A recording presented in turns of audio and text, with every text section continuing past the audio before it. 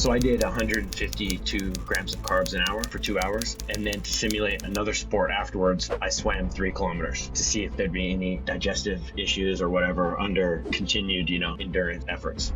And I felt 100% normal, nothing different than anything ever before. My suspicion is that I may not be able to actually absorb that much. So while I may have consumed it, does that mean I absorbed it? What do you think? I think that you probably did absorb it. You just absorbed it after your training. Whatever you consume will get absorbed either by muscle, liver, or somewhere else, and it'll just happen after your training. Unless it's coming out somewhere else, it's getting absorbed. It's just happening later. Even if you were to put in 150 grams per hour with an IV in your situation in a 2-hour bike ride, if you had a pre-workout meal, you're well stocked on carbs, you may not actually burn all that you consume in those 2 hours during those 2 hours.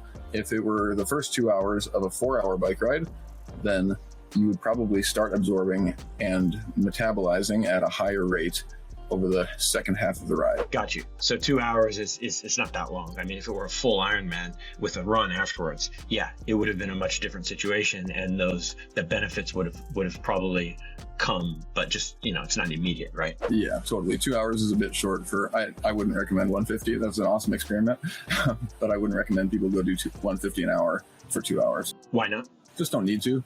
Most people would prefer to have their satiety, how full they are throughout the rest of the day, managed better by having more voluminous foods, nutrient-rich foods outside of training. Right. So you don't survive off of hammer perpetuum for your whole day. You got to eat real food. There's no point, right? Yeah.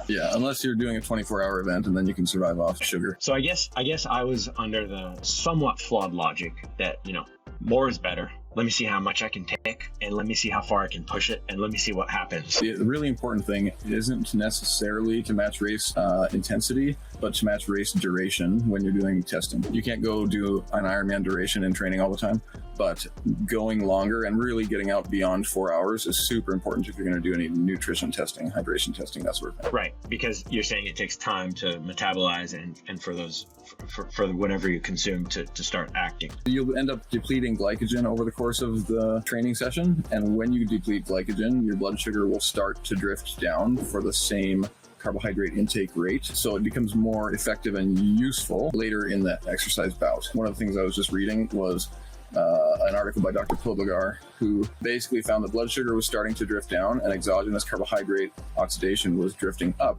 for the same hourly intake of 120 grams per hour over the course of a 3-hour bike ride. So as the session goes on, using more and more external carbs. Potentially, could this mean that for let's say a half Ironman or full Ironman, there's a possibility that I could push it a bit more and hopefully be able to realize those benefits? Yeah, totally. 100% yes.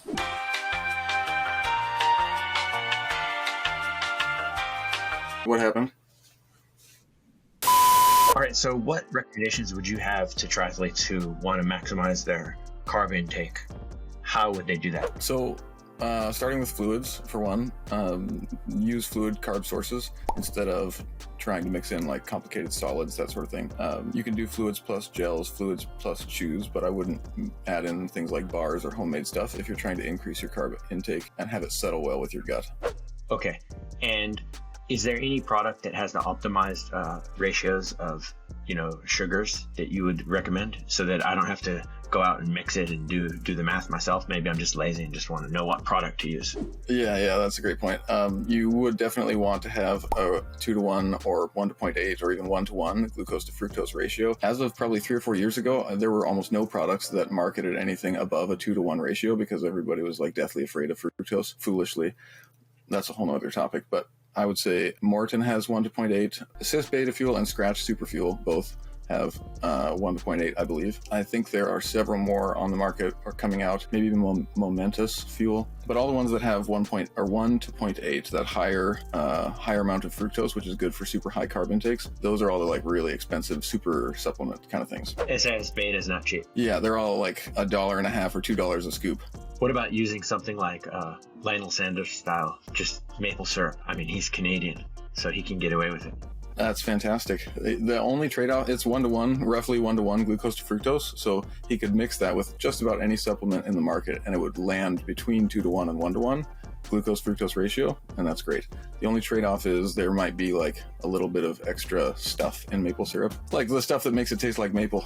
I think that's a pretty good intro, I guess, to carbs and trying to max out your carbs on the bike at least, and the differences between what it means to do so under a 2-hour effort, which is what I did, which is kind of meaningless, versus like you're saying, like 3, 4, 5 hours and really testing it and really seeing where, once those carbs start metabolizing and absorbing or not absorbing, if anything's going to come out either end, if it's going to work for you or not. I should clarify that the utility of it won't be there at 2 hours, and you won't be able to test that or not. But the thing that you're actually trying to test in training when you're increasing your carbohydrate intake is, can your gut handle it? And you won't be able to effectively test that. You won't be able to effectively examine if your gut is going to be able to handle all that you're intaking until you're out past 2.5 hours, because that's when people tend to start to have gut issues, when you're over 100 grams per hour. And that's also when your glycogen, depletes, I suppose, right? Yeah, absolutely. Which is a different issue, but it's another one that I wasn't testing with a mere 2-hour ride. Yeah, the glycogen depletion raises the utility of the super high carbs, and then the gut backup basically raises the utility of the test of your super high carbs. Excellent. So I think that pretty much sums it up for me, and hopefully people have a better understanding. I guess I'm going to go out and buy some maple syrup.